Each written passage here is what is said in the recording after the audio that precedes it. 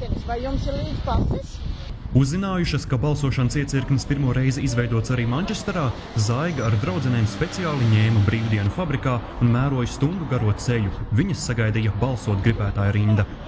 Es esmu priecīga, ka mēs esam vismaz šajā jomā tik ļoti vienoti, ka mēs esam šeit tik daudz. Savukārt šī ir viestrādnieku un trimdas latviešu masīvā rindas Straumēnos Anglijas vidienē, ko fiksēs portāls Anglo Baltic News. Vēl garāka tā bija Londonā, un lai vispār tiktu iekšā iecirknī, bija jāgaida 3 stundas.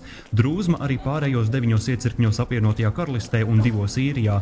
Balsotāji Britu salās atzina jutušies kā uz barikādēm.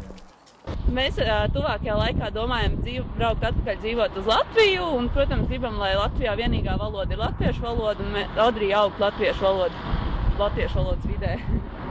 Taču situācija Lielbritānijā kļuva dramatiska jau vienos dienā, kad te jau vienlaicīgi visur izbeidzās no Latvijas atsūtītie 8,5 tūkstoši balsošanas biļeteni. Mums nav kopētāji šeit vienkārši. Līdz vakaram turpat uz vietas iecirkņos bija nodrukāti papildus 5000 biļetenu, taču panika iestājās iecirknī Bostonā. Viestrādnieki bija tik daudz, ka printerim beidzās tinte. Nekas cits neatlika, kā iecirkņu uz pusstundu slēgt. Steigā apzvanītie draugi atveda savus printerus no mājām. Savukārt Mansfildas iecirknis veikalā pirka papīru vēl 8 vakarā. Uldis Zāboliņš, speciāli LNT no Lielbritānijas.